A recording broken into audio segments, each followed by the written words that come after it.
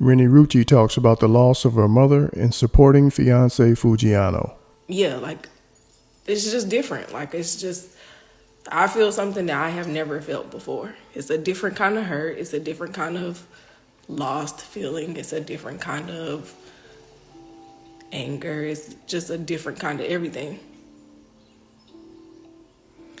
So, like I said, some days are harder than others and some days are easier, but I'm trying to get to a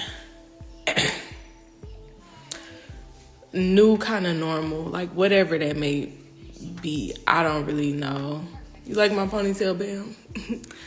I don't really know how life is supposed to be anymore. So we're just kind of figuring it out. Be sure to like, comment, and subscribe. So I don't know. But I'm like, it's just one day at a time. My kids are doing fine though. Like, they are like, actually, like, I'm the child. Like, I'm the child, and they're like so caring and so attentive and like so just everything that I need right now. It's amazing. You know, they just want to make sure I'm okay, but they're good. They have their days. Like, it's not easy for nobody, but they're a lot better than I thought they would be. Especially my daughter, because my daughter was my mom's only granddaughter. And they just had like a different kind of bond. So who taking care of your kids? Me. Who's always taking care of my kids? One night, this was before she passed, and this showed me how strong my daughter was. I had just left the hospital, and like we were like getting some news about her condition getting a little worse and whatever. And I kind of just felt like the last 2 weeks of her being in the hospital, I kind of just felt like those was my like last moments with her. Like, I just felt like I was watching my mama leave. But it was just this one particular day. It was my day at the hospital. And when I came home, and I couldn't sleep. Like, I just couldn't sleep. I haven't been sleeping a lot. But my daughter came in the room and she just held me. And when she held me, like, I just cried and cried and cried.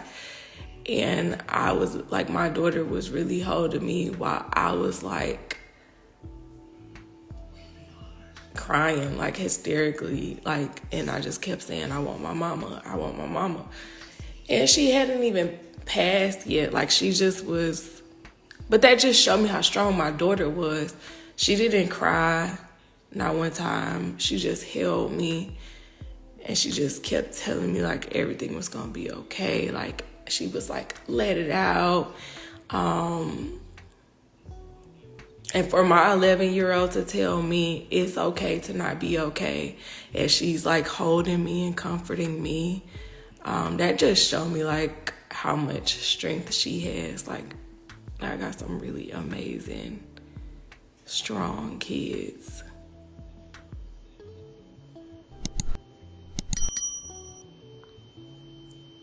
So, but yeah, so when everybody see me, they be like, oh, how you doing? You know, like, that's one of the most uncomfortable questions I feel you could ask somebody at a time like this. Because, like, how do you think I'm doing? Like, I get it. Like, I don't ask no, when people going through stuff like this, I do not ask them, how are you? How are you doing? Like, I don't. I'll ask them, like, do you need anything? Is there anything I could do? I don't know. And I haven't really been sleeping that much because every time I go to sleep, like, I have a dream about my mama. Every time. And it's not that, like, I love seeing her. Like, I love, like, just seeing her and hearing her. And, you know, but waking up and she not here. Waking up and realizing again, like, this is like reality.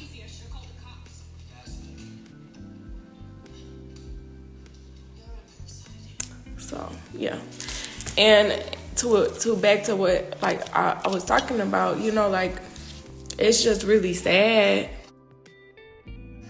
for people to be so miserable and so like just unhappy with their own life and situation, for them to find something negative to say about me speaking on like what I can find positive in my life right now.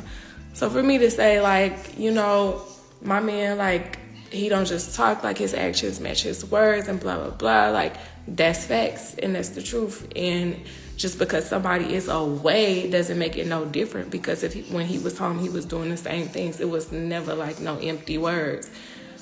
But y'all so hung up on the fact of him being away, and y'all put that jail talk thing in front of it. And it's just so weird to me, because y'all be the same bitches that laid up with a who give you empty promises in your face, and you still sit there and stay and make excuses for it. So, like, I think y'all are like, should worry a little more about y'all's predicament, because it's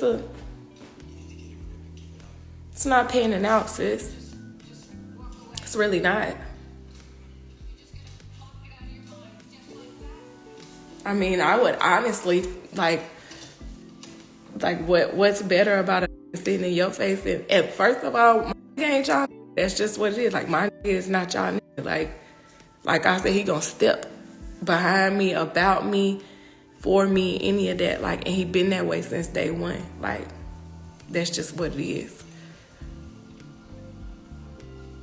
But y'all think, oh, he's in jail, he gonna come home and do this and do that, and Lord forbid if that was to happen, that's life.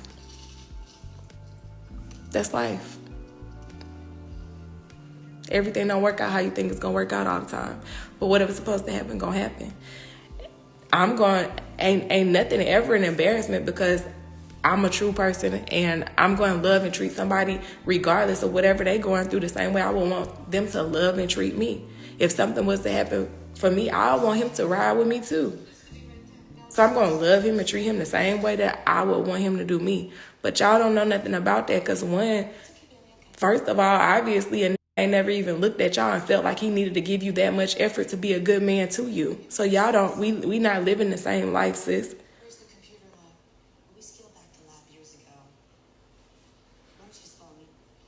We not the same people. We don't live the same life. That's just what it boiled down to. Different people bring out different shit in you. You might have had them before, but you ain't never had them. I got them. And that's just what it is. There, free, wherever, anywhere I done had them. But y'all y'all locked up, say anything behind the walls. You got a nigga sitting in your face telling you anything. You should be quiet. You spoke too soon.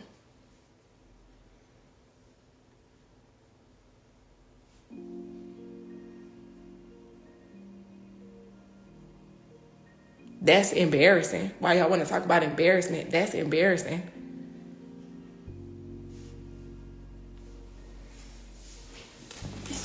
You lay up with a nigga every night, giving your body to somebody, giving your love, your time, your energy to somebody over and over again, and this motherfucker ain't even talked about a ring with you. This motherfucker ain't even tried to provide you with no stability or even show you no type of real love or respect. So what y'all be like, what y'all talking about? Because we don't want to go there.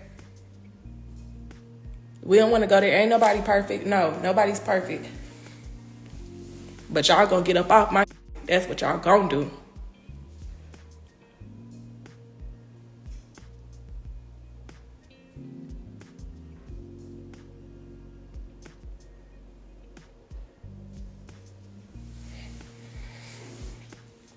Period.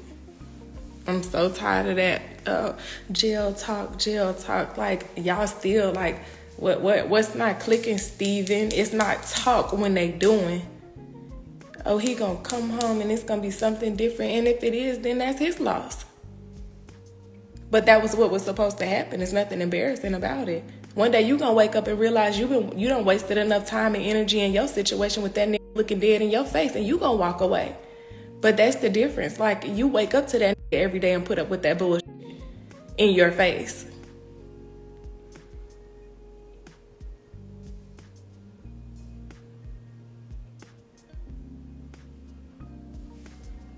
Y'all keep talking about this jail shit. Like, so what? They're locked up. So what? So what?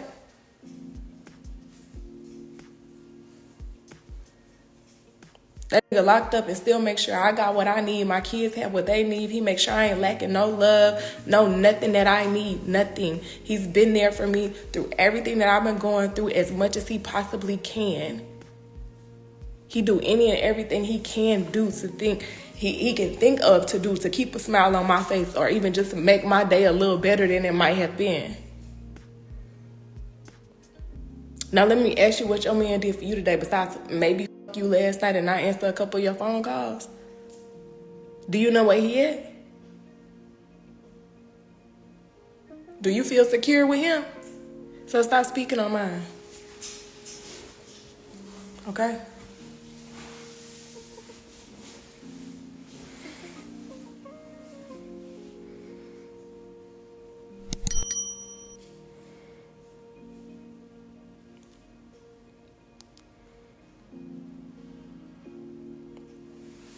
Period. If I done been in bad relationships with men who was not incarcerated. So if I could do all of that for a nigga who ain't deserve it,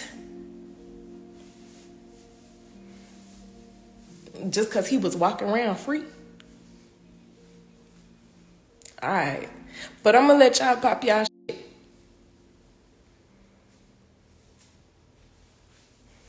I'm going to let y'all pop y'all shit. Because y'all obviously care more about him being locked up than I do.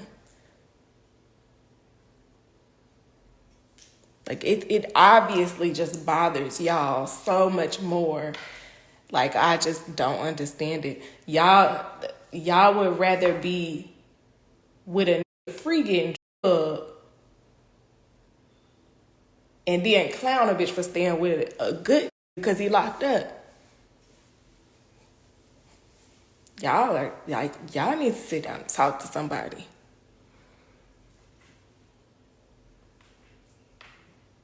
Y'all really need to sit down and talk to somebody.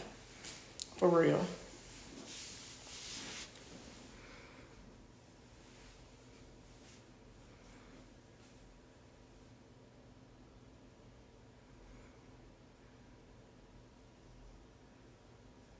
Somebody asked me a question about my mom, and I shared that with y'all.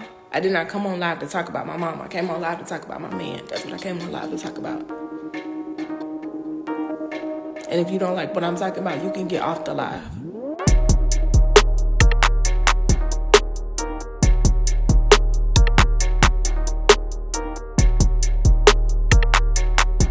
Thanks for tuning in to 9 Mag TV.